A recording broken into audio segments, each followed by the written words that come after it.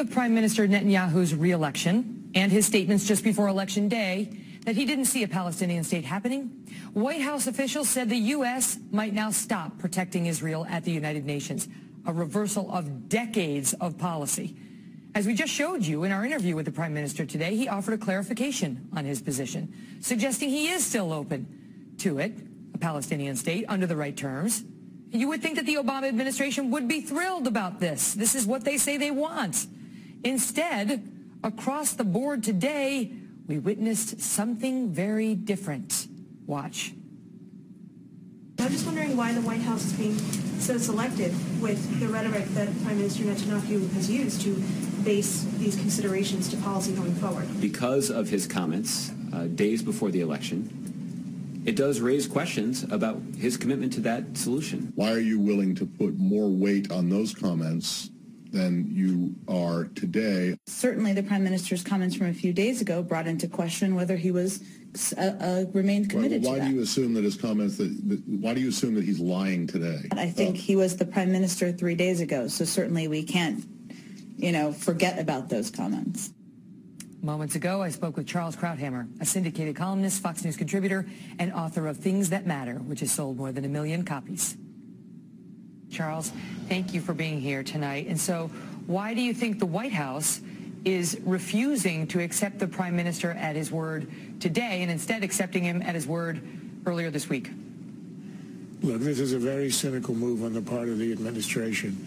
It knows that what happened on Tuesday was sort of an election year ploy, can you make a peace agreement, a two-state solution, hand over control of the West Bank to a government that includes Hamas, which is not only dedicated to the destruction of Israel, but rules a territory called Gaza, from which it has twice initiated terror wars because it simply will not accept Israel's existence. That's what Netanyahu said earlier this week when he said, I think whoever moves to establish a Palestinian state or intends to withdraw from territory is simply yielding territory for radical Islamic terrorists and attacks against Israel. And that's how he explained his comments earlier this week and how he explained them to me tonight. But so here's the interesting thing, Charles. So the White House has two statements to choose from.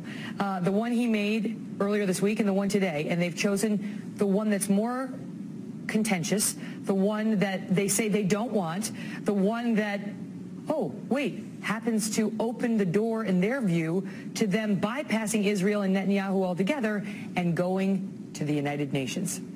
That's exactly what they're doing. They're choosing the outlier statement, whereas Netanyahu and his government have been clear throughout. Look, the fact is that what Netanyahu said, even in the outlier statement, was that there won't be a Palestinian state while I'm the Prime Minister. Well, I have news for the White House. There's not going to be a Palestinian state. There wouldn't have been, even if Yitzhak Herzog had won the election, the Labor Party, because there's no government in Israel that would hand over the West Bank to a government that includes Hamas. And also what's changed in the region is that there are terror organizations, Al-Qaeda affiliated in Sinai, Hamas in Gaza, you've got Hezbollah in Lebanon, you've got ISIS practically in the Golan Heights. Israel is surrounded in a region that is roiling with instability, and it would be very hard, impossible right now, for any government to conclude a deal that hands over the West Bank in a condition where you don't know if you're going to wake up tomorrow and find the West Bank in the hands of terrorists. The same way we woke up and discovered that a pro-American government in Yemen all of a sudden had become a new government, overthrown by a new government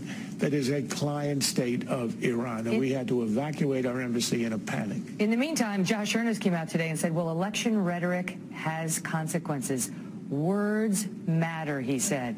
Words matter, he said, Charles. The White House said that today. They are either trying to stab Israel in the back. Is it a dangerous point here in relations between U.S. and Israel? Well, I think that's up to the President of the United States. Look, there was a free and fair democratic election, the only nation in the region that will have such a thing. The President should get over it.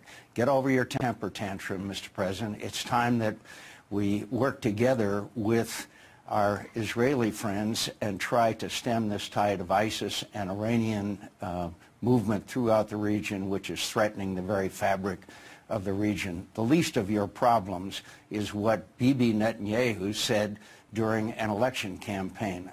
If every politician were held to everything they say in a political campaign, obviously that would be a topic of long discussion. But the point is the JV, as the president described them, is just moving over into Yemen.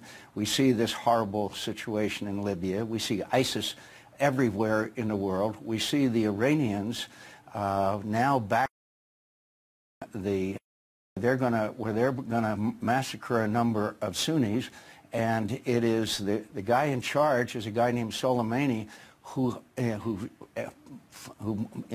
imported, excuse me, I'll catch up here.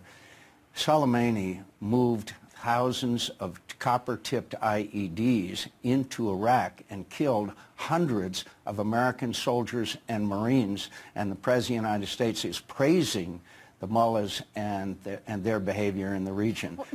This is one of the more Orwellian situations I have ever observed. Well, but you called the president's response to Bibi Netanyahu a temper tantrum.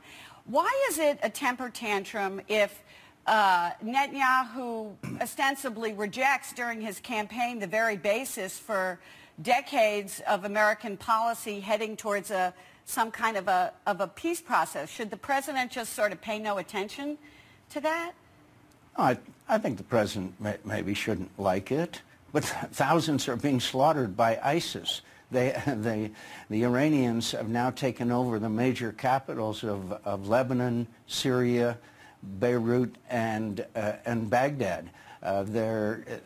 It pales in significance to the situation which continues to erode throughout the Middle East, and it puts America at risk. Bibi's rhetoric concerning an election campaign pales in comparison as to the threat, the direct threat to the United States of America of ISIS. The president has his priorities so screwed up that it's unbelievable. Well, he's also apparently considering signing a UN resolution calling for a Palestinian state.